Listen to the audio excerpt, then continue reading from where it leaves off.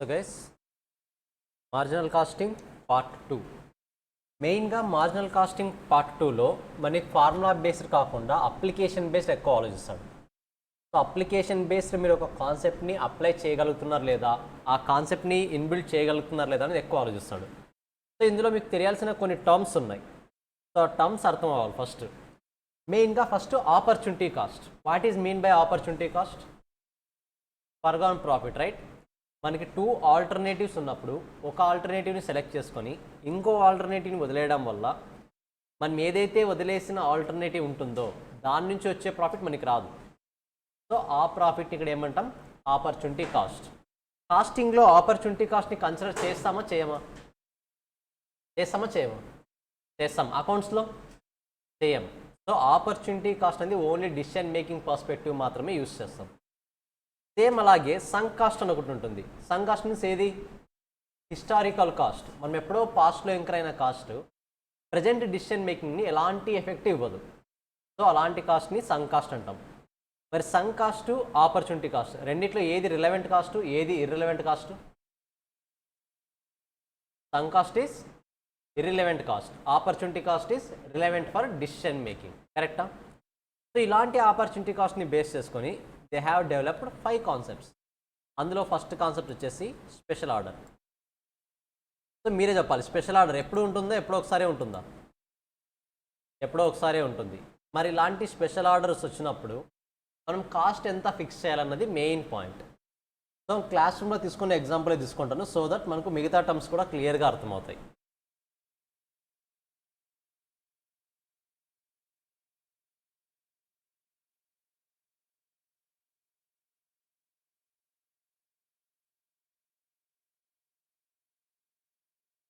Plus నేను ఒక ప్రోడక్ట్ని మ్యానుఫ్యాక్చర్ చేయడానికి లెట్స్ సే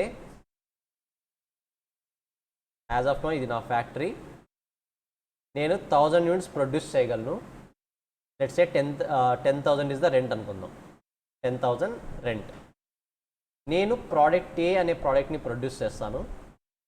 ప్రోడక్ట్ ఏని ప్రొడ్యూస్ చేయడానికి నేను ఇంకర్ అయ్యే cost let's say raw material cost 2 rupees, direct wages 4 rupees, ఇది కూడా 4 రూపీస్ తీసుకుందాం. Direct wages 4 rupees, other direct expenses let's say 2 rupees అనుకుందాం. Fixed cost 10 rupees. 10 ఎలా వచ్చింది? 10,000 divide by 1000, 10 rupees. So overall cost ఎంత అవుతుంది నాకు ఇక్కడ? 18, 20 రూపీస్ అవుతుంది total cost. Plus profit 5 rupees add చేస్తున్నాను. Selling price 25 rupees. ఇది నార్మల్గా నా ప్రోడక్ట్ యొక్క కాస్ట్ స్ట్రక్చర్. ఏ ప్రైజ్ నా టోటల్ కాస్ట్ 20 రూపీస్తో ఏ దానికి ఎంత ఇంకర్ అవుతున్నానో ఉంది. దాంతోపాటు నా ప్రాఫిట్ ప్రపోర్షన్ ఎంతో ఉంది. దాంతోపాటు మెయిన్గా ఓవరాల్ సెల్లింగ్ ప్రైస్ ఎంత అనేది కూడా ఉంది.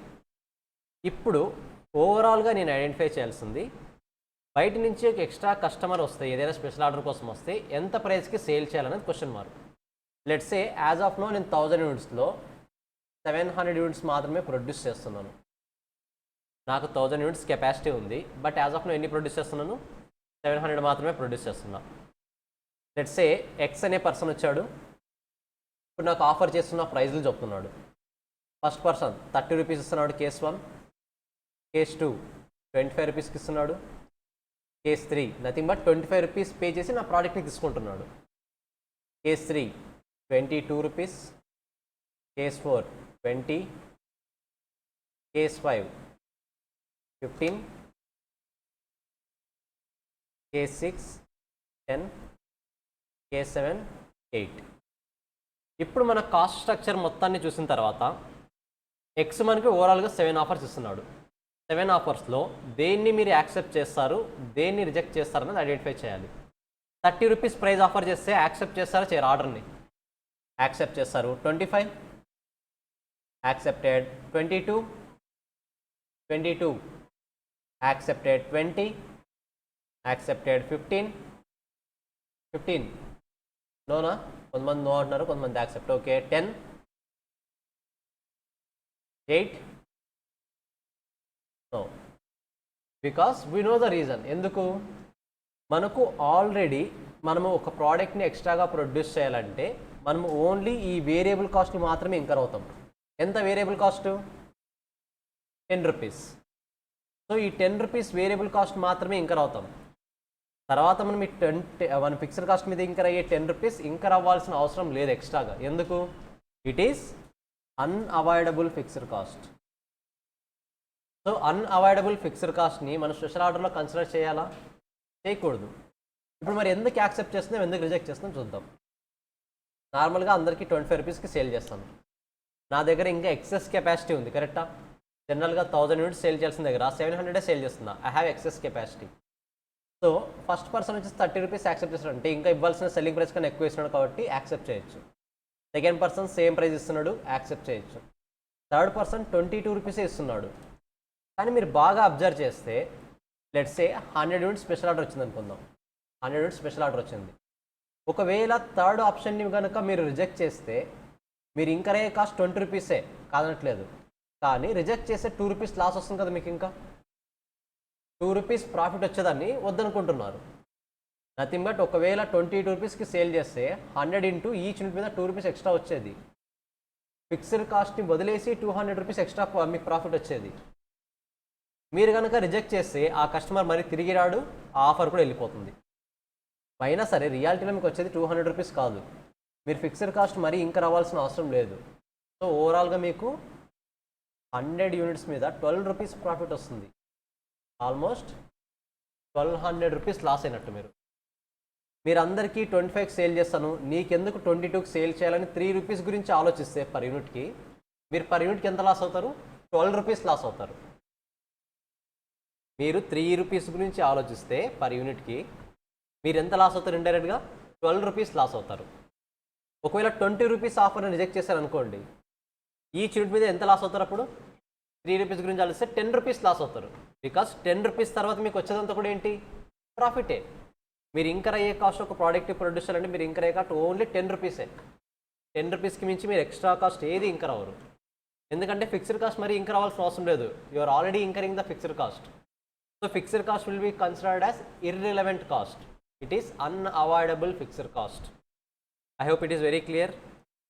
20 రూపీస్కి అయితే ఈచ్ యూనిట్ మీద 10 రూపీస్ లాస్ అవుతాం. 15 రూపీస్కి అయితే ఈచ్ యూనిట్ మీద 5 రూపీస్ లాస్ అవుతాం.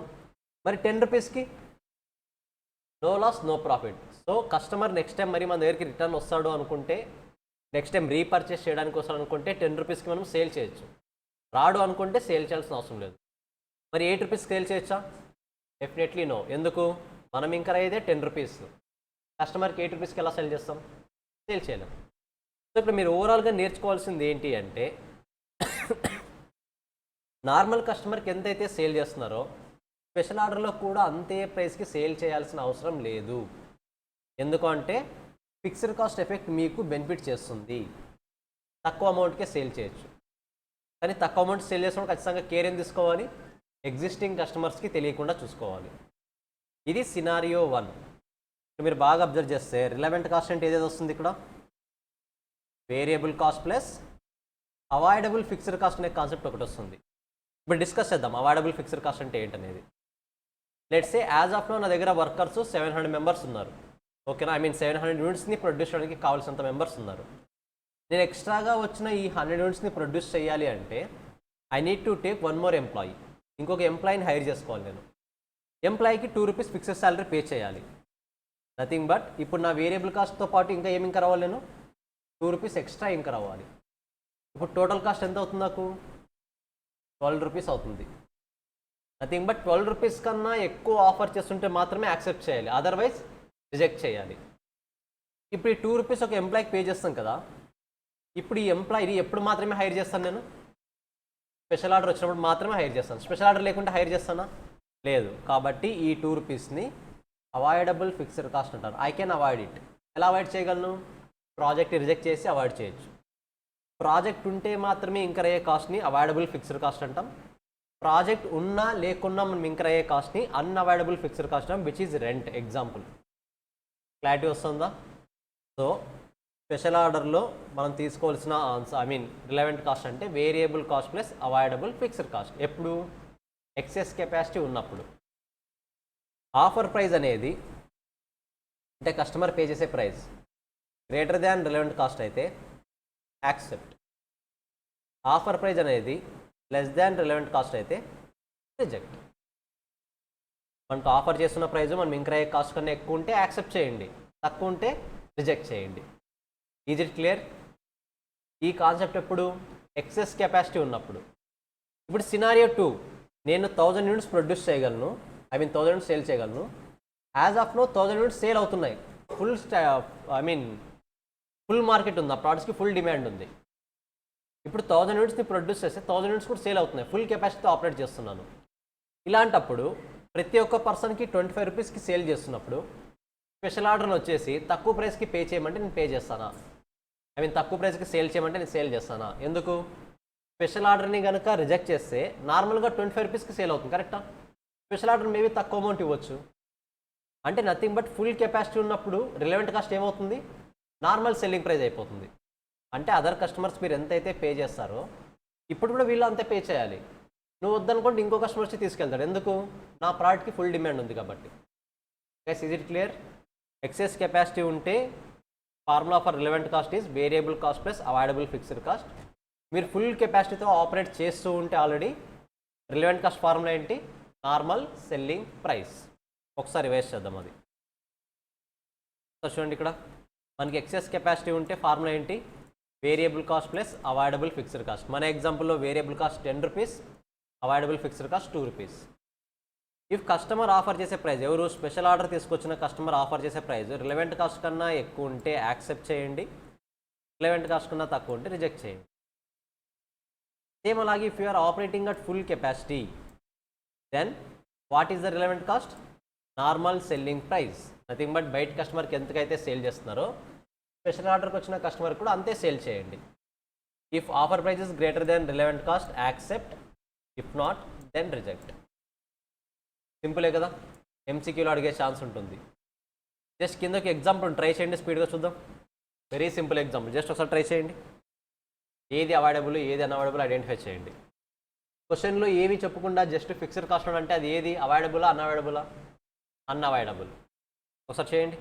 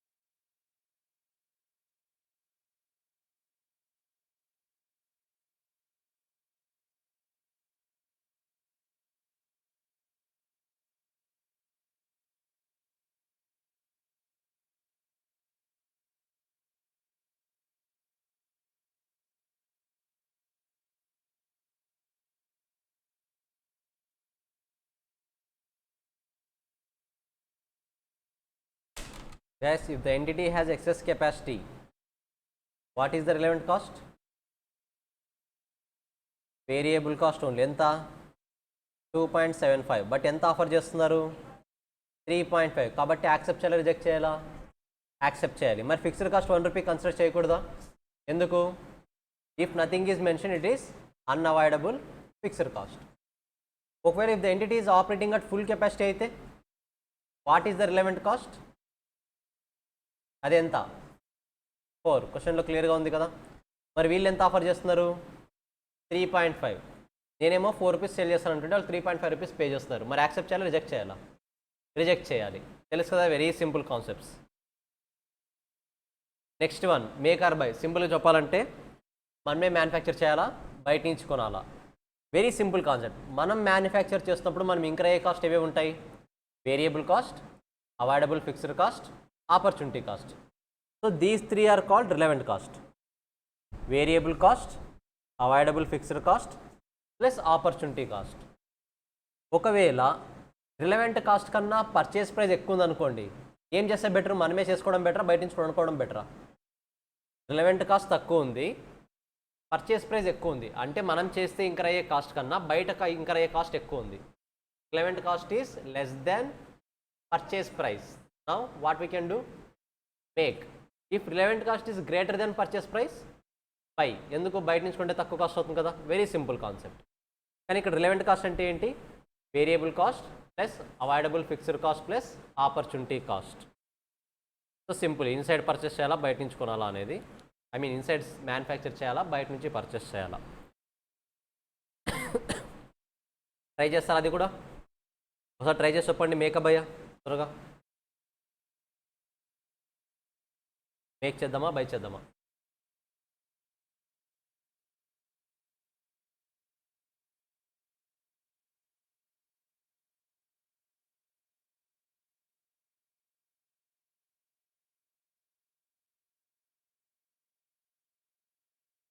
రిలవెంట్ కాస్ట్ ఆఫ్ మేకింగ్ ఏమో 7.5, బయట నుంచి కొంటే 7.75.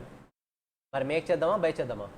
మేక్. ఎందుకు? ఇంటర్నల్గా అయితే 7.5 రూపీస్ అవుతుంది, బయట నుంచి కొంటే 7.75 రూపీస్ అవుతుంది. కాబట్టి it is advisable to manufacture and nothing but మనమే చేసుకోవడం బెటర్. కాస్ట్ ఇంతకుముందు డిస్కస్ ఉంది. Avoidable fixed cost avoid by outsourcing, unavoidable fixed cost unavoid by outsourcing. Nothing but మనము అవుట్ సోర్స్ చేసి అవాయిడ్ చేయగలిగితే it is called avoidable fixed cost. Outsource చేసినా సరే మనం అవాయిడ్ చేయలేము అనుకోండి, it is called unavoidable fixed cost. Same concept special ఆర్డర్లోది. Opportunity cost discuss చేసిందే. Let me explain more main concepts. Sale or further process.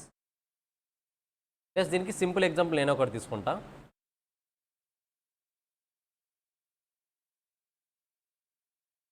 మీరు ఒక ప్రోడక్ట్ని మ్యానుఫ్యాక్చర్ చేయాలనుకున్నారు, బట్ దాంతో వెయిట్ 2 ప్రోడక్ట్స్ వచ్చాయి. నార్మల్గా దీన్ని సపరేషన్ పాయింట్ అంటాం. Separation point or split off point అంటాం. ఇంతవరకు ఇంకరైన కాస్ట్ని జాయింట్ కాస్ట్ అంటాం. అంటే మనం ఏదో ఒక ప్రోడక్ట్ని ప్రొడ్యూస్ చేయాలని ట్రై చేస్తాం, అది 2 ప్రోడక్ట్స్గా కన్వర్ట్ అయింది. Let's say this is product X, this is product Y. As of now, we can sold the product X for 100 rupees and we can sell the product Y for 150 rupees. ఒకవేళ ఇదే ప్రోడక్ట్స్కి మనం ఇంకాస్త additional work చేసి వీటి మీద extra cost incur అయ్యి, let's say దీని మీద 100 రూపీస్ ఇంకర్ అయ్యాం అనుకోండి.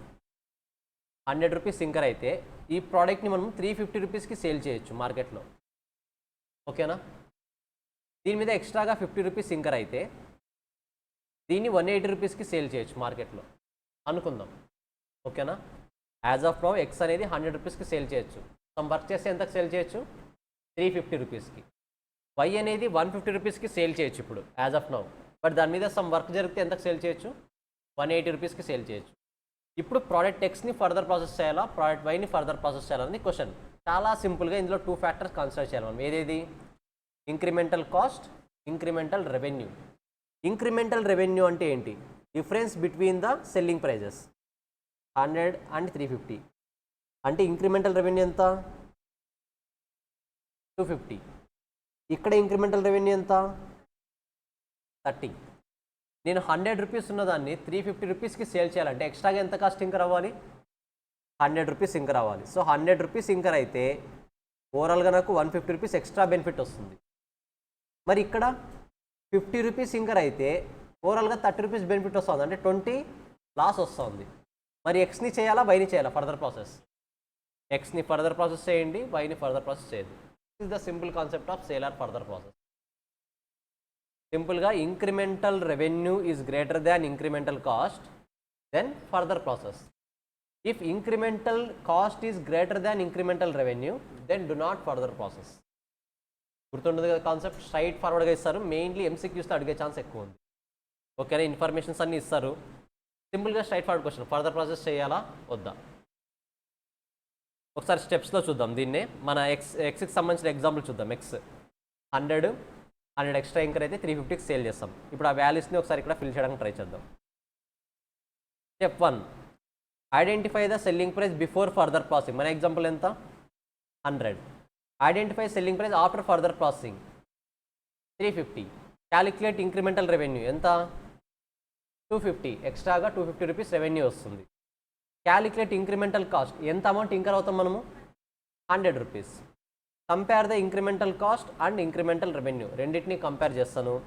If the incremental revenue is greater than incremental cost then further process. Incremental revenue అనేది ఇంక్రిమెంటల్ కాస్ట్ కన్నా ఎక్కువ ఉంది కాబట్టి ఫర్దర్ ప్రాసెస్ చేస్తాను. క్లియర్? సింపుల్ ప్రాబ్లం కదా. ఈ కింద ఎగ్జాంపుల్ ట్రై చేయండి చూద్దాం. జస్ట్ మీరే చెప్పాలి ఫర్దర్ ప్రాసెస్ చేయాలా వద్దా.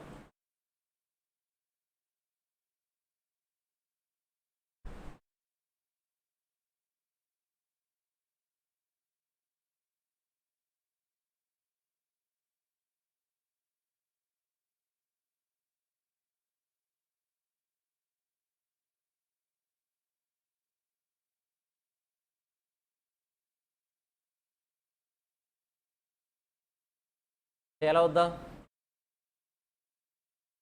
Selling price of product A before further processing 20. Cost of product ఇవ్వలేదు ఎందుకంటే is is irrelevant cost. Joint cost is always irrelevant cost. If product is further processed to product AA you can sell it for 50 rupees. Guys before further processing 20, after further processing 50, అంటే incremental revenue ఎంత? 30 rupees. But further process చేయడానికి నేను ఎంత cost incur అవ్వాలి? 18. Incremental revenue is greater than incremental cost. Nothing but 30 rupees is greater than 18 rupees. Further process చేయాలా వద్దా? చేయాలి. Simple question right. Joint products మనం ఇంతకుముందు డిస్కస్ చేసింది అది, నో నీడ్ టు వరీ, మరి కవర్ అవుతుంది అది.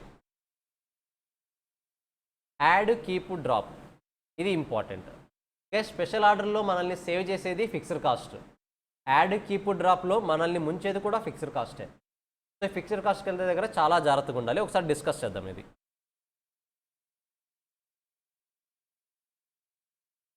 Let's say product A, product B.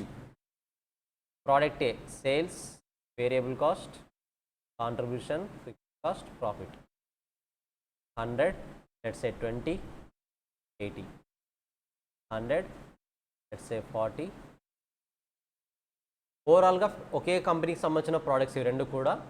ఓవరాల్గా ఫిక్స్డ్ కాస్ట్ అనేది 70 రూపీస్ ఉంది. So 70 rupees, 70 rupees, 10 profit, 10 loss. So నార్మల్గా బోత్ ప్రోడక్ట్స్ని చూస్తే ప్రోడక్ట్ ఏ ఏమో ప్రాఫిట్స్ని క్రియేట్ చేస్తుంది, ప్రోడక్ట్ బి ఏమో లాసెస్ని క్రియేట్ చేస్తుంది. ఇప్పుడు ప్రోడక్ట్ బి లాస్ని క్రియేట్ చేస్తుంది కదా అని చెప్పేసి ఒకవేళ ప్రోడక్ట్ బిని క్లోజ్ చేస్తే ఏమవుతుందో చూద్దాం. జనరల్గా చూడండి, రెండు కూడా ఒకే కంపెనీకి సంబంధించినవి కదా. ఏకేమో 10 రూపీస్ ప్రాఫిట్ వస్తుంది, బీకేమో 10 రూపీస్ లాస్ వస్తుంది. ఓవరాల్గా నెట్ ప్రాఫిట్ ఎంత? 0. Nothing but break even point దగ్గర రన్ అవుతుంది కంపెనీ. కరెక్ట్ బ్రేక్ ఈవెన్ దగ్గర రన్ అవుతుంది. బి లాసెస్ని తెస్తుంది కదా అని చెప్పేసి మీరు కనుక బీని డ్రాప్ చేస్తే ఏమవుతుందో చూద్దాం. బి డ్రాప్ అవుతే ఓన్లీ ఏది మాత్రమే ఫాలో అవ్వాల్సి వస్తుంది, మనము ఏ మాత్రమే కంటిన్యూ చేయాల్సి వస్తుంది. కరెక్టా?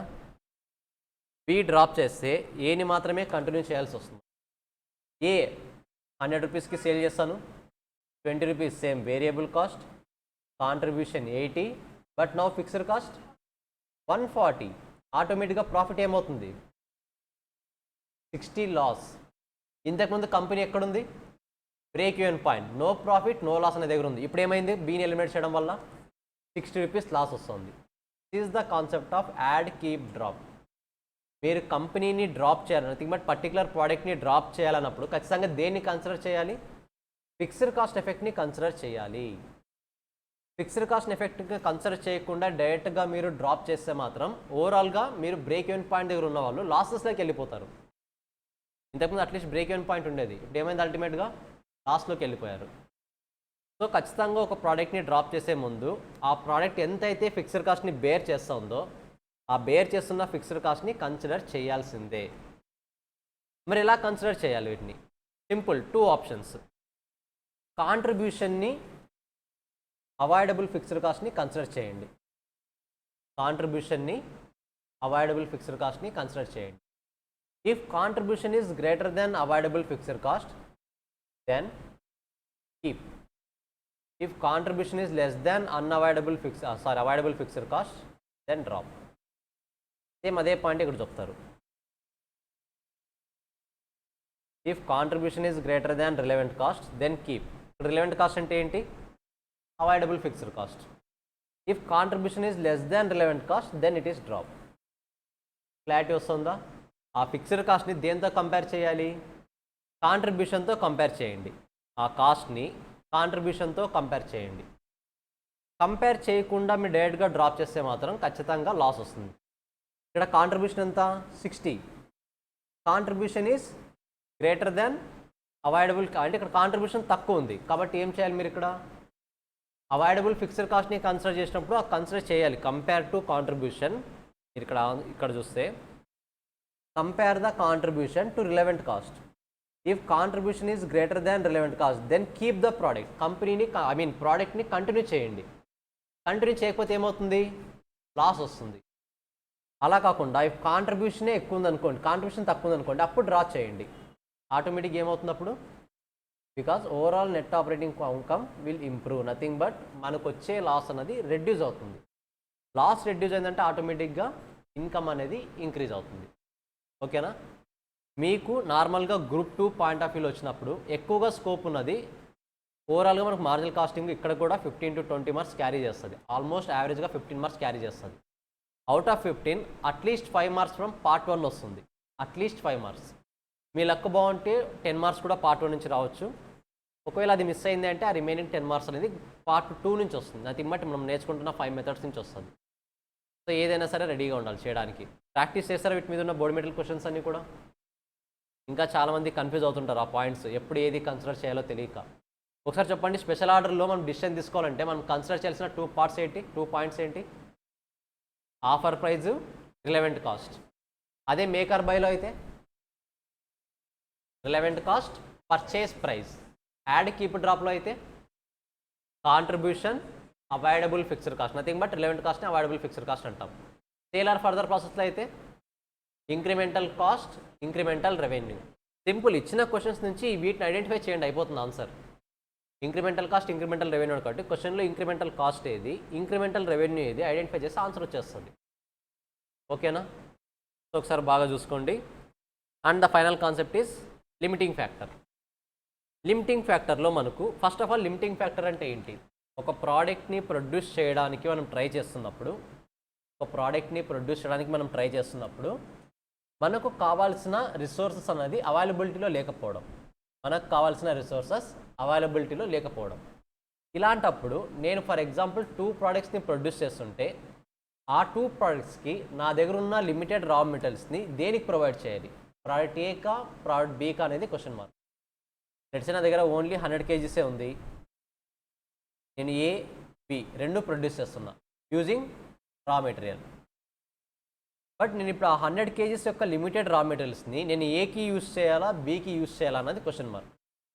అల్టిమేట్లీ మనం కంపెనీ పాయింట్ ఆఫ్ వ్యూలో ఆలోచిస్తున్నప్పుడు హై ప్రయారిటీ దేనికి ఇవ్వాలి? ఏ ప్రోడక్ట్ అయితే ఎక్కువ కాంట్రిబ్యూషన్ని జనరేట్ చేస్తుందో దానికే ఇవ్వాలి.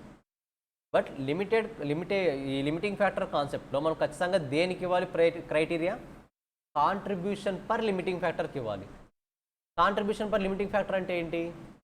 కాంట్రిబ్యూషన్ డివైడెడ్ బై ఒక్కొక్క యూనిట్ని ప్రొడ్యూస్ చేయడానికి ఎన్ని kgs of raw material use చేయాల్సి వస్తుంది మనం, లిమిటింగ్ ఫ్యాక్టర్ పర్ యూనిట్.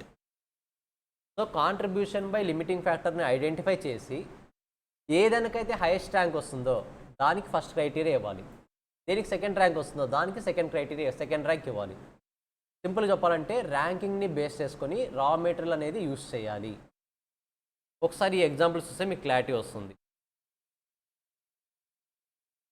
ఒకసారి చూడండి, ఇక్కడ 3 ప్రోడక్ట్స్ ఉన్నాయి, A, B, C. Contribution per unit 100 - 30 70, 66, 24. 70, 66, 24. But మనం బేస్ ర్యాంక్ దేన్ని బేస్ చేసుకొని ఇవ్వాలి? Contribution per limiting factor. Limiting factor అంటే ఏంటి? ఒక్కొక్క యూనిట్ని ప్రొడ్యూస్ చేయడానికి మనం ఎన్ని kgs of raw material use చేస్తామన్నది. ఇక్కడ ఒక్కొక్క యూనిట్ని ఎన్ని కేజీస్ యూస్ చేస్తున్నాం? 5 kgs. 70 డివైడెడ్ బై 5 అంటే ఎంత వస్తుంది? 14. ఇక్కడ 2.5 kgs. 66 డివైడెడ్ బై 2.5 అంటే 24. Okay. Last one 24 divided by 4 6. అంటే contribution per limiting factor first దేనికి వస్తుంది హైయెస్ట్ ర్యాంకింగ్? 1, 2, 3. సో బీకి ఫస్ట్ ర్యాంక్ వస్తుంది. దాని మీనింగ్ ఏంటి? మీ దగ్గర ఉన్న రా మెటీరియల్ మొత్తాన్ని కూడా దేనికోసం యూస్ చేయాలి? బీ కోసం యూస్ చేయాలి. ఎంత ఉంది రా మెటీరియల్ మనకి? 500 kgs. కాబట్టి ఉన్న 500 kgs కూడా బీ కోసమే యూస్ చేయాలి. ఇది జనరల్ సినారియో. బట్ రియాలిటీలో ఇలా ఉండదు. ఖచ్చితంగా దీంతోపాటు ఏముంటాయి మనకి ఎక్స్ట్రాగా?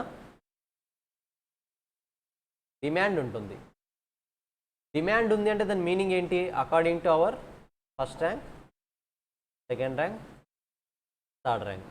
సెకండ్ ర్యాంక్ సీనా? కాదు కదా, ఎస్, థర్డ్ ర్యాంక్. ఓకే. ఇప్పుడు బీకి ఓన్లీ 120 యూనిట్సే డిమాండ్ ఉంది. నార్మల్గా ఫస్ట్ ర్యాంకు బీకి ఉంది కాబట్టి టోటల్గా 500 kgsని ఎంటైర్గా బీ కోసం యూస్ చేస్తే ఎన్ని యూనిట్స్ ప్రొడ్యూస్ చేస్తాం చూడండి. 500 kgs, ఒక్కొక్క యూనిట్ని 2.5 అంటే ఆల్మోస్ట్ 200 యూనిట్స్ ప్రొడ్యూస్ చేస్తాం బీ జనరల్గా అయితే. కరెక్టా? బట్ ఇప్పుడు డిమాండ్ ఎంత ఉంది? ఓన్లీ 120 యూనిట్సే డిమాండ్ ఉంది. మరి 120 యూనిట్స్ కన్నా ఎక్కువ ప్రొడ్యూస్ చేయొచ్చా? చేయొచ్చు అట్లా. సో బీని 200 యూనిట్స్ కాకుండా 120 యూనిట్సే ప్రొడ్యూస్ చేయాలి. 120 యూనిట్స్, ఈచ్ యూనిట్కి 2.5 kgs. ఎంత వస్తుంది? 300. మన దగ్గర ఎన్ని కేజెస్ ఉన్నాయి? 500లో ఓన్లీ 300 kgs వరకు మాత్రమే బీకి యూస్ చేయాలి. రిమైనింగ్ 200 ఎవరికి యూస్ చేయాలి ఇప్పుడు? ఖచ్చితంగా సెకండ్ ర్యాంక్ ఏది ఉందో అది. సెకండ్ ర్యాంక్ ఏది? ఏ. ఏకి డిమాండ్ ఎంత ఉంది? 32 యూనిట్స్. ఈచ్ యూనిట్ని ప్రొడ్యూస్ చేయాలంటే ఎన్ని కేజెస్ కావాలి? అంటే ఎంత వస్తుంది? 160.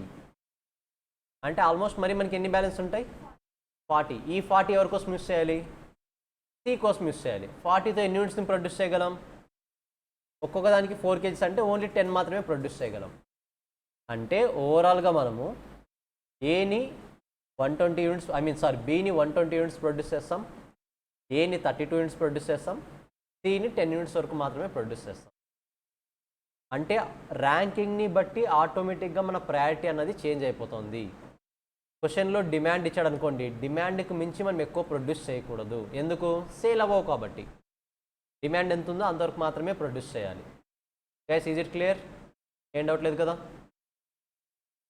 Next one. ఇప్పుడు డిమాండ్తో పాటు ఏమి ఇస్తాడు? Minimum units to be produced. అంటే నీకు డిమాండ్తో సంబంధం లేకుండా అట్లీస్ట్ 20 యూనిట్స్ సేల్ అవుతాయి. డిమాండ్తో సంబంధం లేకుండా అట్లీస్ట్ 20 యూనిట్స్ సేల్ అవుతాయి. ఇలాంటి టైంలో మన సినారియో ఎలా చేంజ్ చేయాలి? అల్టిమేట్గా డిమాండ్తో సంబంధం లేకుండా 20 యూనిట్స్ సేల్ అవుతున్నాయి అన్నప్పుడు ఖచ్చితంగా మీరు ఫస్ట్ మినిమం యూనిట్స్ ఏవేవి ఉన్నాయో వాటిని ప్రొడ్యూస్ చేయాలి. A20, B20, C20. ఏని ఒక యూనిట్ని ప్రొడ్యూస్ చేయాలంటే ఎన్ని కేజెస్ కావాలి? 2.5. బీకి 5, సికి 4. అంటే 20 × 2.5 50, 100, 80. సో ఓవరాల్గా ఎన్ని కేజెస్ యూస్ చేస్తాం మనము? 230 kgs మినిమం ప్రొడక్షన్కి యూస్ చేసేస్తాం. అంటే డిమాండ్తో సంబంధం లేకుండా 230 kgs మినిమం ప్రొడక్షన్ కోసం యూస్ చేసేస్తాం. మనతో ఓవరాల్గా ఎన్ని కేజెస్ ఉంది? 500 kgs. రిమైనింగ్ ఎంత? ఈ 270 kgsని ఆర్డర్ ప్రకారం ఇవ్వండి. బి, ఏ, సి. క్లారిటీ వస్తుందా? మనకి మీ ఎగ్జామ్లో క్వశ్చన్స్ కూడా సేమ్ ఇలాగే ఉంటాయి. మీరు సింపుల్గా ఆర్డర్ని ప్రయారిటైజ్ చేసుకోవాలి. సింపుల్గా లిమిటింగ్ ఫ్యాక్టర్ని ఐడెంటిఫై చేయండి, కాంట్రిబ్యూషన్ పర్ లిమిటింగ్ ఫ్యాక్టర్ని ఐడెంటిఫై చేయండి, based on contribution per limiting factor ranking ఇవ్వండి. ఏ ర్యాంక్ వస్తే దానికి యూస్ చేయండి. ఆ ర్యాంకింగ్ ఇస్తున్న క్రమంలో మీరు 3 టైప్స్ ఆఫ్ సిచ్యువేషన్ని ఫేస్ చేస్తారు. ఒకటి, మినిమం డిమాండ్ ఉండదు, మ్యాక్సిమం డిమాండ్ ఉండదు, ఉన్న ప్రోడక్ట్స్ మొత్తం ర్యాంక్ 1కి ఇచ్చేసేయాలి. సెకండ్ సినారియో, డిమాండ్ ఉంటుంది. డిమాండ్ ఉండిందంటే దాని మీనింగ్ ఏంటి? డిమాండ్కి మించి ఎక్కువ ప్రొడ్యూస్ చేయకూడదు. అంటే రిమైనింగ్ రిసోర్సెస్ ఏవైనా ఉంటే వాటి సెకండ్ ర్యాంకింగ్ కోసం యూస్ చేయొచ్చు. థర్డ్ సినారియో, మినిమం రిక్వైర్మెంట్ ఉంటుంది. నథింగ్ బట్ ఖచ్చితంగా సేల్ అయ్యే యూనిట్స్ కొన్ని ఉంటాయి. ఈ టైంలో మీరు ఏం చేయాలి? మినిమం రిక్వైర్మెంట్ని ప్రొడ్యూస్ చేసి రిమైనింగ్ని ర్యాంకింగ్ ఇవ్వాలి. ఇది థర్డ్ కేస్. ఏమైనా డౌట్ ఉంది ఎక్కడి వరకు? ఐ హోప్ వీటిని అనలైజ్ చేశారని అనుకుంటున్నా బాగా క్లాసెస్లో. సో ఫోర్త్ సినారియో, అది సపరేట్గా ఎగ్జాంపుల్ కాదు, మీకు క్లారిటీ రావాల్సిన పాయింట్. నేను A × B = C అనే ఫార్ములా యూస్ చేసి చెప్పుంటాను. So let's say A is the number of kgs into cost per kg. Number of KGs into cost per KG వేస్తే ఏమొస్తుంది? Total cost of raw material. Total cost of raw material. క్వశ్చన్స్లో A, B, C ఈ 3 ఐటమ్స్లో ఖచ్చితంగా 2 items ఉంటాయి. ఆ remaining third ఐటమ్ని మనం identify చేయాలి. It may be number of KGs, it may be cost per KG, or it may be total cost of raw material. క్వశ్చన్లో ఏదైనా ఇచ్చిండొచ్చు. మనము రిమైనింగ్ 2 ఐటమ్స్లో ఏదో ఒక ఐటమ్ని ఐడెంటిఫై చేయాల్సి వస్తుంది. We have only 3 items, number of kgs, cost per KG, total cost of raw material. ఇందులో ఎన్ని items ఇస్తాడు మన క్వశ్చన్లో? 100% 2 రిక్వైర్మెంట్స్ ఉంటాయి. ఐ మీన్ 2 ఇన్ఫర్మేషన్స్ ఉంటాయి. రిమైనింగ్ రిక్వైర్మెంట్ మనం ఐడెంటిఫై చేయాలి. సో గైస్ జస్ట్ ఈ ఫామ్లో ఫాలో అవ్వండి చాలు. ఆ రిమైనింగ్ క్వశ్చన్ చూసుకున్నా ఓకే, చూసుకోకపోయినా ఓకే. బికాజ్ మనం మెయిన్గా క్వశ్చన్లో చేస్తున్నప్పుడే వాటి డిఫరెన్సెస్ అనేది ఏం తెలుస్తాయి. Income taxes in marginal casting. ఇది ఇక్కడ కాదు, నేను సపరేట్గా డీల్ చేస్తాను. ఎందుకంటే సింపుల్గా ఎక్స్ప్లెయిన్ చేస్తాను. ఇన్కమ్ ట్యాక్స్ మీద మనకు మెయిన్గా ఇన్కమ్ ట్యాక్స్కి సంబంధించి డిప్రిషియేషన్ అనే కాన్సెప్ట్ మనం అనలైజ్ చేయాలి. డిప్రిషియేషన్ అనేది రిలవెంటా, ఇర్రిలవెంటా? డిప్రిషియేషన్ ఏమీ చెప్పకపోతే ఏ కాస్ట్ అది? Unavoidable fixed cost. కాబట్టి ఏమవుతుంది? అది ఇర్రిలవెంట్ అవుతుంది. కానీ డిప్రిషియేషన్ మీద మనకు ట్యాక్స్ బెనిఫిట్ వస్తుంది కదా, that is called relevant. Depreciation మీద వచ్చే ట్యాక్స్ బెనిఫిట్ ఆల్వేస్ రిలవెంట్ మనకి, కానీ depreciation is always irrelevant. Is it clear? గుర్తుంటుంది కదా, అదొక్క పాయింట్ గుర్తుపెట్టుకోండి, అంతకుమించి ఏమీ అనలైజ్ చేయాల్సిన అవసరం లేదు ఇక్కడ. సో కొన్ని terminologies: economic cost, accounting cost, marginal cost. Accounting cost అంటే మీకు ఆల్రెడీ తెలిసిందే, direct material, direct labour, fixed cost. జనరల్గా మనం అకౌంటింగ్ మెథడ్లో ఇచ్చే ట్రీట్మెంట్స్, వీటికి గనక ఆపర్చునిటీ కాస్ట్ని యాడ్ చేసి it will be called as economic cost. అంటే అకౌంటింగ్ ఇన్ఫర్మేషన్లో మనం ఐడెంటిఫై చేసే కాస్ట్కి ఆపర్చునిటీ కాస్ట్ని యాడ్ చేస్తే ఏమంటాం? దాన్ని ఎకనామిక్ కాస్ట్ అంటాం. Guys is it clear? చాలా simple. Marginal cost, marginal revenue. మీరు చూసే remaining items marginal cost, marginal revenue. Marginal cost అంటే ఏంటి? ఎక్స్ట్రాగా ఒక యూనిట్ని ప్రొడ్యూస్ చేయడం వల్ల మీరు ఇంకర్ అయ్యే extra cost, that is called marginal cost. సింపుల్గా చెప్పాలంటే additional cost to produce 1 unit. మరి మార్జినల్ రెవెన్యూ అంటే ఎక్స్ట్రాగా మీరు ఒక యూనిట్ని సేల్ చేయడం వల్ల ఎంత రెవెన్యూ అయితే జనరేట్ చేస్తున్నారో that will be called as marginal revenue. So revenue that you got from by selling 1 more extra unit, that is called marginal revenue. Plus ఎంసీక్యూస్తో చాలా చాలా ఇంపార్టెంట్ ఈ టర్మినాలజీస్ అన్నీ కూడా. ఇంకా యావరేజ్ కాస్ట్ అని ఉంటుంది. యావరేజ్ కాస్ట్ అంటే ఏంటి? సింపుల్గా cost per unit. So average total cost అంటే variable cost plus fixed cost. Average variable cost అంటే మన లాంగ్వేజ్లో చెప్పాలంటే వేరియబుల్ కాస్ట్ పర్ యూనిట్. ఎలా వస్తుంది variable cost per unit? Total variable cost divide by number of units. Total variable cost divide by production value, nothing but number of units. Average fixed cost nothing but మన లాంగ్వేజ్లో fixed cost per unit. ఎలా వస్తుంది fixed cost per unit? Total fixed cost divide by number of units. మరి average fixed cost, average total cost అంటే ఏంటి? Average variable cost plus average fixed cost. మన లాంగ్వేజ్లో variable cost per unit plus fixed cost per unit. అన్నీ తెలిసిందే, different terminology use చేస్తాడు, but మనకు లక్కీగా ఇవి ఎక్కడ కూడా యూస్ చేయడు మన బోర్డ్ మెటీరియల్లో. అకార్డింగ్ టు ఎకనామిక్స్ ఆ వాల్యూస్ని అలా డిఫరెంట్ వర్డ్స్తో ప్రొనౌన్స్ చేస్తారు, అంతేగాని మనకు తెలిసిన కాన్సెప్ట్స్ ఏవి? Variable cost per unit, fixed cost per unit, సింపుల్గా చెప్పాలంటే. ఓకేనా guys? Before introducing the transfer price just ఒకసారి అన్ని రివైజ్ చేసి ఏమైనా డౌట్స్ ఉంటే ఒకసారి అడగండి. సో ఇలాగే కంటిన్యూగా ట్రాన్స్ఫర్ ప్రైస్ కూడా క్లోజ్ చేసేద్దాం. ట్రాన్స్ఫర్ ప్రైస్ మెయిన్ సమ్మరీ పాయింట్స్కి వెళ్ళిపోదాం. ఎంసీక్యూస్లో మోస్ట్ ఇంపార్టెంట్, అఫ్కోర్స్ మనకు అనాలిసిస్ పాయింట్ ఆఫ్ వ్యూలో కూడా కొన్ని పాయింట్ డిస్కస్ చేద్దాం ట్రాన్స్ఫర్ ప్రైజింగ్లో కూడా. జస్ట్ ఒకసారి రివైజ్ చేయండి, ఏమైనా డౌట్స్ ఉన్నాయా? అఫ్కోర్స్ నేను సమ్మరీ పాయింట్స్ని హైలైట్ చేస్తున్నాను, మీకు ఏమైనా స్పెసిఫిక్గా డౌట్స్ ఉంటే ఒకసారి అడగండి.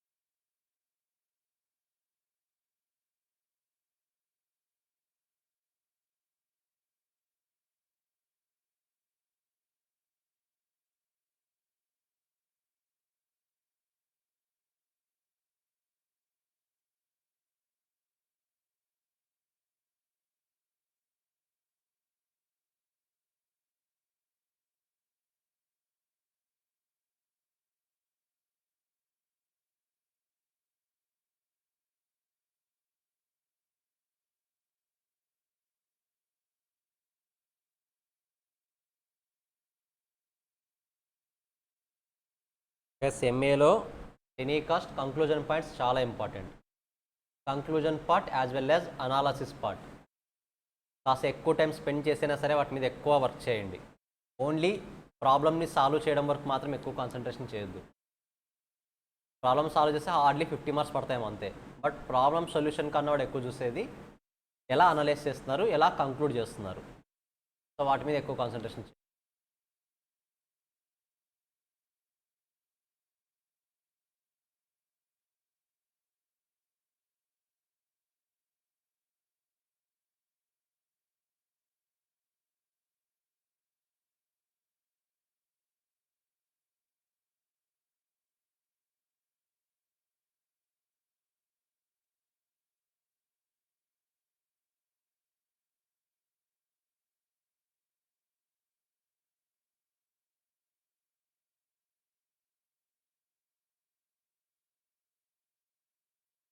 మీ అనాలిసిస్ ప్రకారం ఒక పర్టికులర్ పేపర్ని, ఏదో ఒక పేపర్ని 4 పేపర్స్లో ఏదో ఒక పేపర్ని కంప్లీట్ చేయడానికి ఎన్ని డేస్ కావాలి? కంప్లీట్గా కంప్లీట్ చేయడానికి 100% ఆఫ్ సిలబస్ ఇంక్లూడింగ్ ఆర్టీపీస్, ఎంటీపీస్, ఎవ్రీథింగ్ ఎన్ని డేస్ కావాలి?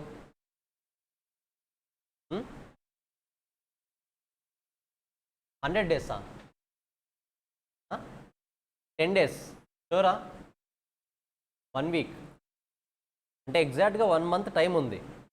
మీరు యావరేజ్గా 15 డేస్ అనుకున్నా సరే 2 పేపర్స్ ఎగ్జామ్షన్ రావాలి according to your rule. So దాని మీద కూడా కాన్సన్ట్రేషన్ చేయండి. 1 వీక్ అన్న వాళ్ళకి 4 పేపర్స్ ఎగ్జామ్షన్ రావాలి. 10 డేస్ అన్న వాళ్ళకి 3 పేపర్స్ ఎగ్జామ్షన్ రావాలి. మీరు చెప్పిన పాయింట్ ప్రకారం అయితే కరెక్టా కాదా? 1 మంత్లో సార్ గైస్ గట్టిగా ట్రై చేస్తే ఈజీగా 2 పేపర్స్ వస్తాయి. ఇప్పటికీ కూడా వస్తాయి, చాలా ఈజీగా వస్తాయి. 15 డేస్ ఒక పేపర్కి 15 డేస్ అంటే మరీ ఓవర్ ఇప్పుడున్న సిచ్యువేషన్స్లో. అది హార్డ్లీ 10 డేస్. 10 డేస్ గట్టిగా కూర్చుంటే 2 పేపర్స్ చాలా ఈజీగా ఎగ్జామ్షన్ వస్తాయి. మీరు ఓఎం, ఎఫ్ఎం లాంటి పేపర్స్ పెట్టుకుంటే 10 డేస్ కూడా అవసరం లేదు, 1 వీక్ చాలు వాటికి. ఓఎంకి అయితే హార్డ్లీ 2-3 డేస్ గట్టిగా ప్లాన్ చేసుకుంటే. So at any cost exams skip చేయాలంటే ఆలోచన లేకుండా ఎగ్జామ్షన్స్ మీద ట్రై చేయండి అట్లీస్ట్. ఓకేనా? డెఫినెట్గా వస్తుంది. I hope it is clear.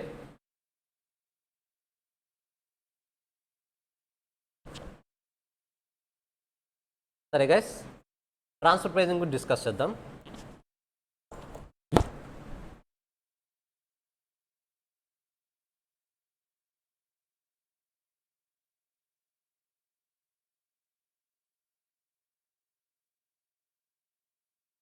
సరే గైస్, ట్రాన్స్ఫర్ ప్రైజింగ్ ఒకసారి చూడండి. మెయిన్గా మనకు ఒక చాప్టరే ఉంది. చాలామంది బాగా కన్ఫ్యూజ్ అవుతారు ఈ టాపిక్ని. బట్ నేను చాలా సింపుల్గా సమ్మరైజ్ వేలో చెప్పాను. మీకు రన్నింగ్ నోట్స్ కూడా ప్రొవైడ్ చేశాను, సమ్మరీ నోట్స్. ఇప్పుడు నేను హైలైట్ చేయబోయేది కూడా ఓన్లీ ఆ టాపిక్ మాత్రమే, ప్రాబ్లమ్స్ని కాదు. సింపుల్గా సమ్మరీ పాయింట్స్ని హైలైట్ చేయబోతున్నా. Let's say there are 2 companies.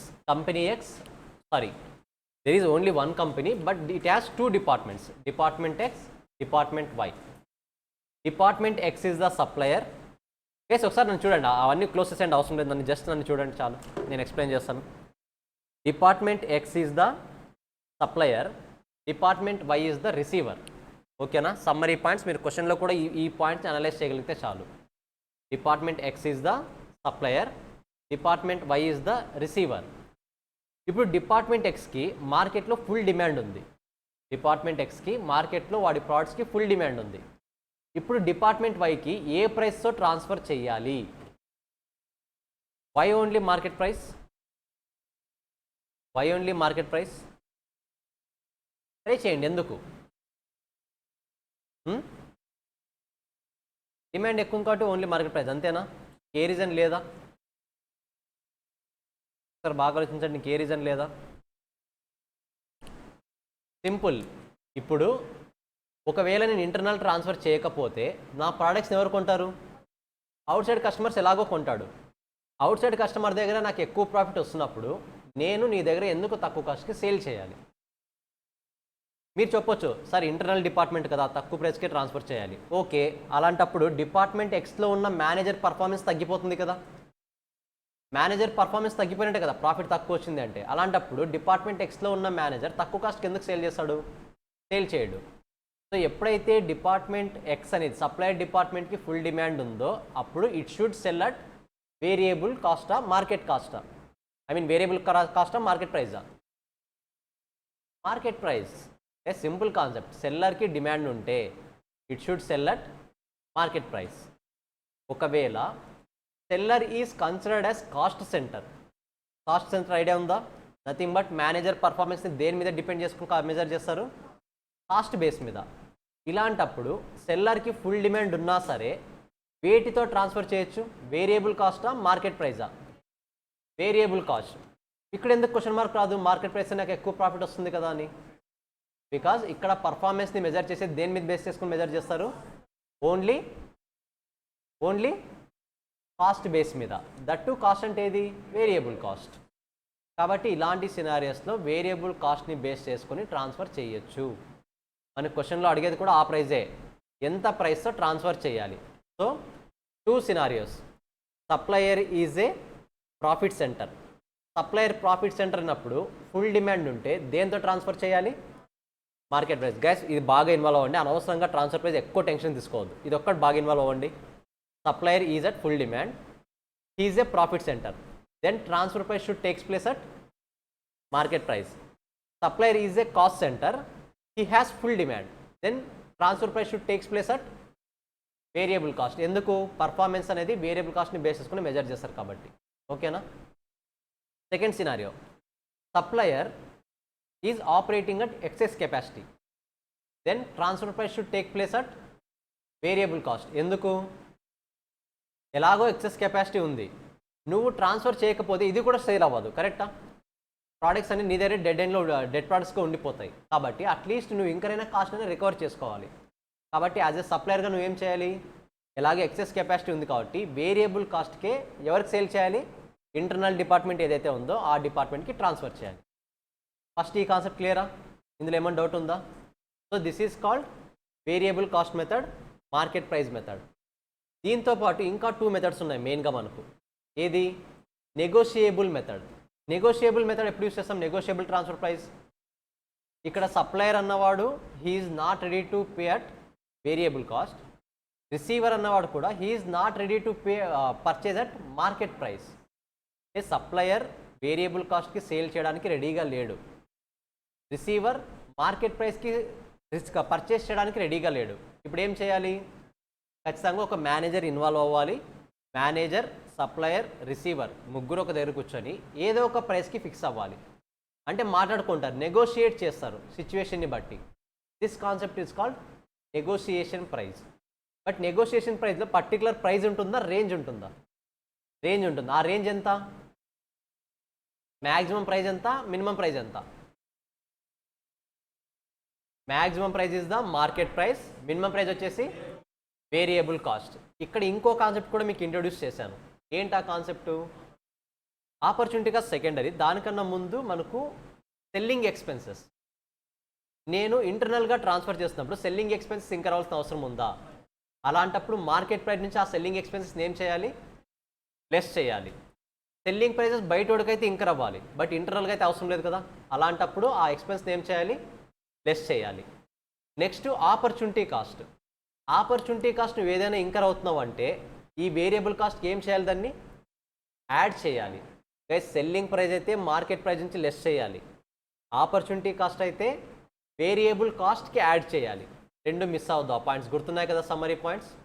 So summary points plays key role in transfer pricing. Otherwise ఖచ్చితంగా కన్ఫ్యూజ్ అవుతారు. ఏ టెక్నిక్ ఎక్కడ అప్లై చేయాలో తెలియక కన్ఫ్యూజ్ అవుతారు.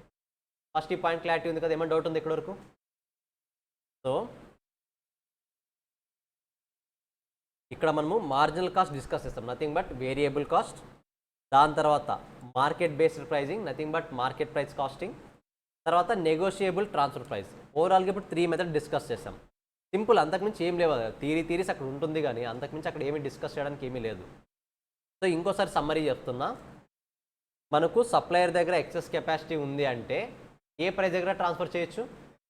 Variable cost. ఫుల్ కెపాసిటీ ఉంటే మార్కెట్ ప్రైస్. ఫుల్ కెపాసిటీ ఉంటే గైస్ ఇన్వాల్వ్ అవ్వండి, రాంగ్ అయినా పర్లేదు ఇన్వాల్వ్ అవ్వండి. సప్లయర్ ఎక్సెస్ కెపాసిటీ ఉంది, ఏ ప్రైస్ దగ్గర ట్రాన్స్ఫర్ చేయాలి? ఫుల్ కెపాసిటీ అయితే మార్కెట్ ప్రైస్. అలా కాకుండా సప్లయర్ని ప్రాఫిట్ సెంటర్గా డిఫైన్ చేశారు. ఇప్పుడు ఎక్సెస్ కెపాసిటీ ఉన్నా ఫుల్ కెపాసిటీ ఉన్నా ఏ ప్రైస్ దగ్గర ట్రాన్స్ఫర్ చేయాలి? Market price. అలా కాకుండా సప్లయర్ని కాస్ట్ సెంటర్గా డిఫైన్ చేశారు. ఇప్పుడు వేరియబుల్ కాస్ట్. సింపులే కదా.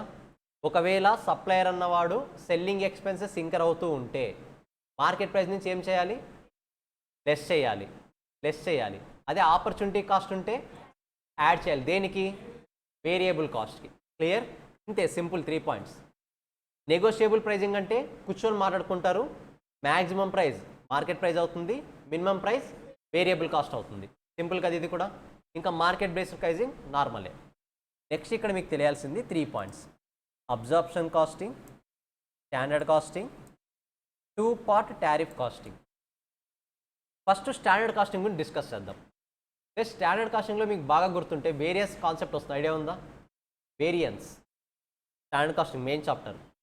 వేరియన్స్ వస్తుంది. వేరియన్స్ వచ్చిందంటే దాని మీనింగ్ ఏంటి? లెట్స్ సే ప్రైస్ వేరియన్స్ వచ్చింది అనుకున్నాం. ప్రైస్ వేరియన్స్ అంటే పర్చేస్ ప్రైస్లో ఏదో సమ్ డిఫరెన్స్ ఉంది.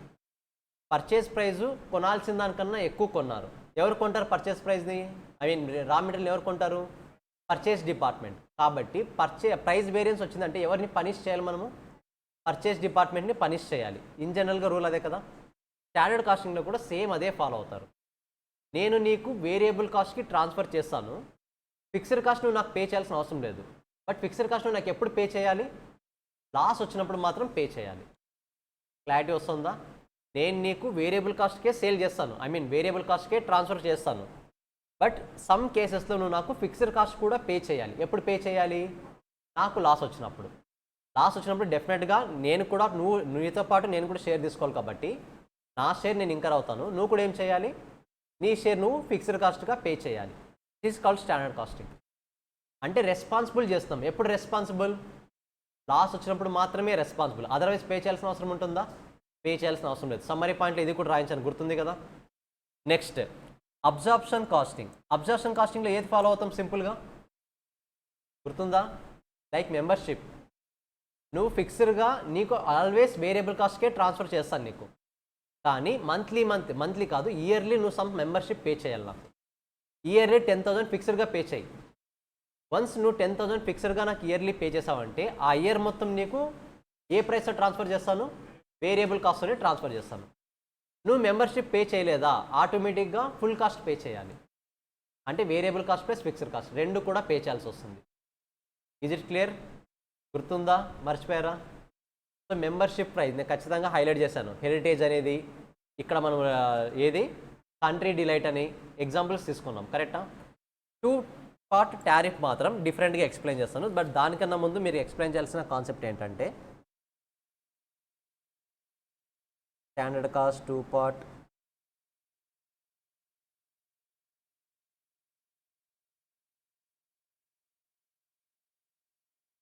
Conflict between divisions and company as a whole.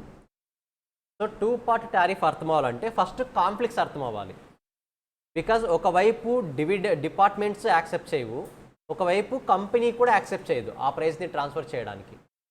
ఇప్పుడు మనకి ఇక్కడ 2 వేస్ ఉంటాయి. 2 వేస్ ఏంటి? Dual rate transfer pricing system, 2 part tariff pricing system. రెండు ఒకటే కదా ఇవి 2 parts. 2 part tariff transfer pricing system రెండు ఒకటే. So dual price transfer pricing system ఏం చెప్తుంది?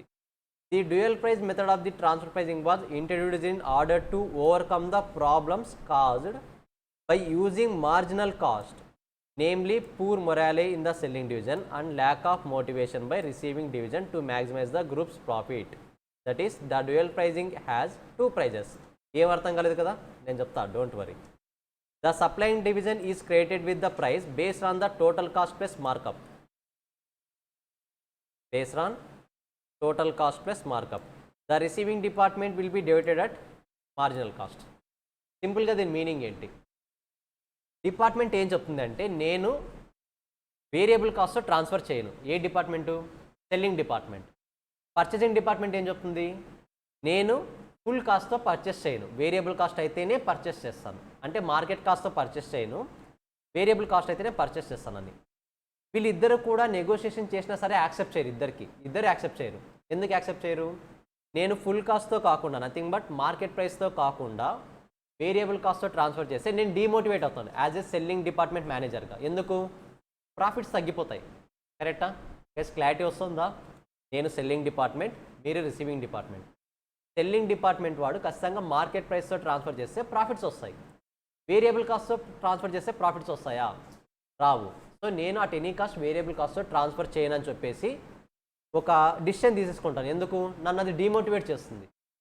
సేమ్ అలాగే మీ పాయింట్ ఆఫ్ వ్యూలో థింక్ చేయండి. మీరు మార్కెట్ ప్రైస్తో పర్చేస్ చేస్తే ఎక్కువ కాస్ట్ అవుతుంది. అలాంటప్పుడు మీకు రెవెన్యూ ఏమైపోతుంది? తగ్గిపోతుంది. రెవెన్యూ తగ్గిపోతుంది, కాస్ట్ ఇంక్రీజ్ అవుతుంది కదా, రెవెన్యూ తగ్గిపోతుంది. కాబట్టి మీరేం డిసైడ్ అవుతారు ఇప్పుడు?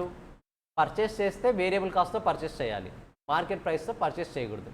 ఇలా మీరు డిసైడ్ అయిపోయారు. ఎందుకంటే మార్కెట్ ప్రైస్తో పర్చేస్ చేస్తే మీరు డీమోటివేట్ అవుతారు. తక్కువ సెల్లింగ్ ప్రైస్ వస్తుంది కదా అని, తక్కువ ప్రాఫిట్ వస్తుంది కదా అని చెప్పేసి. ఇప్పుడు కంపెనీ మీకు ఒక ఆపర్చునిటీ ఇస్తుంది. కంపెనీ ఏం చేస్తుంది? ఇద్దరిని హెల్ప్ చేయాలి కాబట్టి, ఇద్దరిని డిసప్పాయింట్ చేయకూడదు కాబట్టి ఒకటే చెప్తుంది. సేల్ డిపార్ట్మెంట్ ఏం చేయాలి? వేరియబుల్ కాస్ట్ ప్లస్ మార్కప్తో రికార్డ్ చేయి. కంపెనీ ఏం చెప్తా ఉంది? సెల్లింగ్ డిపార్ట్మెంట్కి నువ్వు వేరియబుల్ కాస్ట్ ప్లస్ మార్కప్తో రికార్డ్ చేయి. రిసీవింగ్ డిపార్ట్మెంట్ దేంతో రికార్డ్ చేయాలి? ఓన్లీ వేరియబుల్ కాస్ట్తో రికార్డ్ చేయి. అలాంటప్పుడు ఎవరికి ఉండాల్సిన ప్రాఫిట్ వాళ్ళకు ఉంటుంది కదా. సెల్లింగ్ ప్రైస్కి మార్కప్ వస్తుంది, పర్చేజింగ్ డిపార్ట్మెంట్కి ఓన్లీ వేరియబుల్ కాస్ట్ మాత్రమే ఇంకర్ అవుతున్నారు ఇప్పుడు వాళ్ళు. అంటే రికార్డ్ చేయడం చెప్తున్నా, రికార్డ్ చేయడం ఓన్లీ వేరియబుల్ కాస్ట్తో మాత్రమే రికార్డ్ చేస్తారు. అలాంటప్పుడు వాళ్ళకి కాస్ట్ తగ్గుతుంది కాబట్టి రెవెన్యూ ఇంక్రీజ్ అవుతుంది. ఇక్కడ సెల్లింగ్ డిపార్ట్మెంట్కి మార్కప్ కూడా రికార్డ్ చేస్తారు కాబట్టి సేల్స్ ఇంక్రీజ్ అవుతాయి, అంటే ప్రాఫిట్ ఇంక్రీజ్ అవుతుంది. ఇద్దరు డిపార్ట్మెంట్స్ సాటిస్ఫై అవుతారు లేదా అప్పుడు? Is it clear? ఇంకోసారి ఎక్స్ప్లెయిన్ చేయాలా? Selling department including markup record చేస్తుంది, purchasing department excluding markup record చేస్తుంది. దీనివల్ల సెల్లింగ్ డిపార్ట్మెంట్కి ఏం బెనిఫిట్? మార్కప్ ఉంది కాబట్టి ప్రాఫిట్ ఎక్కువ వస్తుంది. పర్చేజింగ్ డిపార్ట్మెంట్కి ఏం బెనిఫిట్? మార్కప్ లేదు కాబట్టి కాస్ట్ తక్కువ అవుతుంది. కాస్ట్ తక్కువైందంటే ఆటోమేటిక్గా రెవెన్యూ ఏమవుతుంది? ఇంక్రీజ్ అవుతుంది. సో ఇద్దరు కూడా సాటిస్ఫై అవుతారు. That is called which method? Two-way weight. That is called dual rate transfer pricing system. Two part transfer pricing system. ఇది కూడా ఏం చెప్తుంది? Under this variant the selling division transfers at marginal cost including opportunity cost ఉంటే ఏదైనా, but raises annual fixed fee on buying division prevailing to receiving transfer price or the transfers at that price. Simple చెప్పాలంటే one more type of membership. ఇది కూడా నీకు every year ఖచ్చితంగా ఏం pay చేస్తాను? Variable కాస్ట్తోనే variable కాస్ట్తోనే transfer చేస్తాను. కానీ నువ్వేం పే చేయాలి? నాకు ఫిక్స్డ్ కాస్ట్ సమ్ పే చేయి. Every year some fixed cost pay చేయి, లైక్ మెంబర్షిప్ లాగా. అది మెంబర్షిప్ ఎంత అన్నది నెగోషియేషన్లో వాళ్ళు డిసైడ్ అవుతారు. ఇద్దరు కూర్చొని, ముగ్గురు కూర్చొని, యాజ్ మేనేజర్తో పాటు కూర్చొని ముగ్గురు డిసైడ్ అయ్యి ఇంత అమౌంట్ ఫిక్స్డ్ కాస్ట్గా నువ్వు పే చేయి. ఎవ్రీ ట్రాన్స్ఫర్ ప్రైస్ ఏ ప్రైస్తో రన్ అవుతుంది? వేరియబుల్ కాస్ట్తో రన్ అవుతుంది, నథింగ్ బట్ మార్జినల్ కాస్ట్తో రన్ అవుతుంది. ఇంతకు మించి ట్రాన్స్ఫర్ ప్రైజింగ్లో ఏమీ లేదు. మీరు అనవసరంగా అంత కన్ఫ్యూజ్ అవుతారు. కానీ ఈ పాయింట్స్, సమ్మరీ పాయింట్స్ కనుక క్లారిటీ ఉంటే మీరు ఏ పాయింట్ దగ్గర కూడా కన్ఫ్యూజ్ అవ్వాల్సిన అవసరం లేదు. గుర్తుంటుందా? సమ్మరీ పాయింట్స్ ఉన్నాయి కదా ఇప్పుడు మీ దగ్గర. ఒకసారి సమ్మరీ పాయింట్స్ ఇప్పుడు రివైజ్ చేయండి, ఇప్పుడే రివైజ్ చేయండి. సో మరి ఆ ప్రాబ్లమ్స్ అన్ని డిస్కస్ చేయాల్సిన అవసరం లేదు, ఎందుకంటే మీరు ఆల్రెడీ అవన్నీ కూడా చదివేస్తుంటారు. జస్ట్ సమ్మరీ పాయింట్స్ క్లారిటీ ఉంటే చాలు. జస్ట్ ఒకసారి ఆ సమ్మరీ పాయింట్స్ రివైజ్ చేయండి. ఏవైతే నేను సమ్మరీ పాయింట్స్ చెప్పింటానో అవే మనం క్లాస్ రూమ్లో సమ్మరీ పాయింట్స్గా డిస్కస్ చేస్తున్నాం at the end of the day. ఒకసారి అవి రివైజ్ చేయండి. ఉన్నాయా? ఉన్నాయా లేదా? ఉంటాయి, రివైజ్ చేయండి ఒకసారి. ట్రాన్స్ఫర్ ప్రైజింగ్ అయిందా ఎగ్జామ్లో, రివిజన్ ఎగ్జామ్స్లో? రాసారా? అండ్ కానీ ఐడెంటిఫై చేయగలిగారా ఏ మెథడ్ ఫాలో అవ్వాలనేది? Then it is well and good. ఒకసారి రివైజ్ చేసేయండి.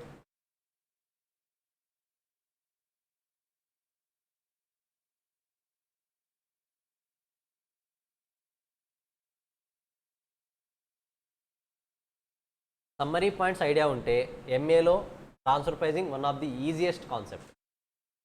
స్టోరీస్ గుర్తుండాలి అంతే. ఒకసారి రివైజ్ చేసేయండి ఆ సమ్మరీ పాయింట్స్ అన్ని.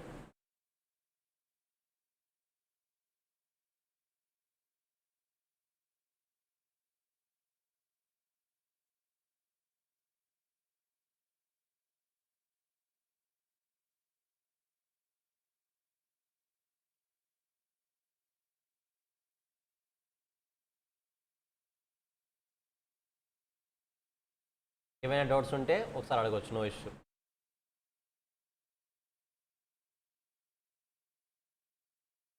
ఎవరు ఉన్నారా మార్జినల్ కాస్టింగ్ వినని క్యాండిడేట్స్? ఇంకా marginal costing transfer pricing start చేయని క్యాండిడేట్స్ ఎవరైనా ఉన్నారా? దినేషా?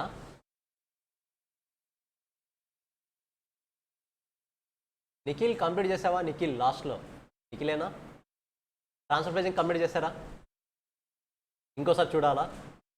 సమ్మరీ పాయింట్స్ చూడండి, మొత్తం చూస్తే మాత్రం ఉన్న టైంలో సరిపోదు. ఓకేనా?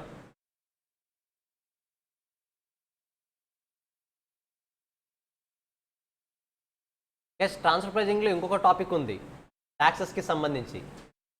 సెల్లింగ్ ఒక డిపార్ట్మెంట్ ఏమో ఒక కంట్రీలో ఉంటుంది, ఇంకో డిపార్ట్మెంట్ ఇంకో కంట్రీలో ఉంటుంది. అలాంటప్పుడు ఏం చేయాలి అది కూడా చూసేద్దాం ఒకసారి. అఫ్కోర్స్ ఇంటర్మీడియట్ లెవెల్లో ఇది మరీ హై ఎండ్ టాపిక్ అయితే కాదు, ఫైనల్లో ఎక్కువ అడుగుతారు దీని గురించి. బట్ ఇంట్రడక్షన్ ఉంది కాబట్టి చూద్దాం ఒకసారి. ఎక్స్ ఇండియాలో ఉంది, మన కంపెనీకి సంబంధించిన డిపార్ట్మెంటే ఫారిన్ కంట్రీలో ఏదో ఒక కంట్రీలో ఉందనుకుందాం. లెట్స్ సే ఇండియాలో ట్యాక్స్ రేట్స్ ఎక్కువ, ఫారిన్ కంట్రీలో ట్యాక్స్ రేట్స్ తక్కువ. ఇలాంటి సినారియస్లో ట్రాన్స్ఫర్ ప్రైజింగ్ దేంతో జరగాలి? హై ప్రైజ్ ఉండాలా, ట్రాన్స్ఫర్ ప్రైజింగ్ లో ప్రైజ్ ఉండాలా అనేది క్వశ్చన్ మార్క్. ట్రాన్స్ఫర్ ప్రైజింగ్ ఎక్కువ ఉండాలా తక్కువ ఉండాలా చెప్పండి. Assume it is selling department, it is receiving department. ఇప్పుడు సెల్లింగ్ డిపార్ట్మెంట్లో ట్రాన్స్ఫర్ ప్రైజ్ ఎక్కువ ఉంటే బెటరా తక్కువ ఉంటే బెటరా?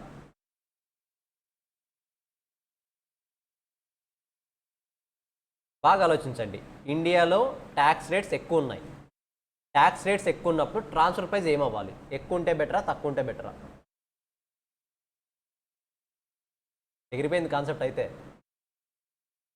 ఇంక్రీజా డిక్రీజా? Guys it should be decrease. ఒకవేళ ఇంక్రీజ్ అయితే ఏమవుతుంది? ఇంక్రీజ్ అయితే మన మీద ఏమవుతుంది? ట్యాక్స్ ఎఫెక్ట్ ఎక్కువ పడుతుంది. ట్యాక్స్ ఎఫెక్ట్ ఎక్కువ పడకూడదు అంటే మనం ఏం చేయాలి? ట్రాన్స్ఫర్ ప్రైస్ని రెడ్యూస్ చేయాలి. అల్టిమేట్గా ట్రాన్స్ఫర్ ప్రైస్ రెడ్యూస్ అవుతుంది కాబట్టి ఇక్కడ ఎలాగో ట్యాక్స్ రేట్స్ తక్కువే కదా, ట్యాక్స్ రేట్స్ తక్కువే కదా, ఎక్స్పెన్స్ డిక్రీజ్ అవుతుంది, ఇన్కమ్ ఇంక్రీజ్ అవుతుంది. నేను తక్కువ ప్రైస్కి ట్రాన్స్ఫర్ చేస్తాను కాబట్టి ఎక్స్పెన్స్ డిక్రీజ్ అవుతుంది. ఎక్స్పెన్స్ డిక్రీజ్ అయితే ఇన్కమ్ ఏమవుతుంది? ఇంక్రీజ్ అవుతుంది. ఇన్కమ్ ఇంక్రీజ్ అయితే నాకేమైనా ఇష్యూనా? ఇష్యూ లేదు. ఎందుకు? ట్యాక్స్ రేట్స్ తక్కువే కదా ఎలాగో. క్లారిటీ వస్తుందా? జస్ట్ ఈ పాయింట్ మాత్రమే గుర్తుపెట్టుకోండి. బట్ ఇన్ జనరల్గా ఈ కంప్లీట్ కాన్సెప్ట్ మనకు ఫైనల్ లెవెల్లో క్లియర్గా వస్తుంది. ఓకేనా? ఇంటర్మీడియట్ లెవెల్లో జస్ట్ ఇంట్రడ్యూస్ చేశారు కాబట్టి ఆ పాయింట్ కూడా గుర్తుపెట్టుకోండి. మేబీ ఎంసీక్యూలో అడిగే ఛాన్స్ ఉంది. సో బ్లైండ్ రూల్ ఏంటి ఇప్పుడు? ట్యాక్స్ రేట్స్ ఎక్కువ ఉంటే ట్రాన్స్ఫర్ ప్రైస్ తక్కువ ఉండాలి. So tax rates and transfer price should be in inverse relationship. It clear? Just ఒకసారి రివైజ్ చేసేయండి అది.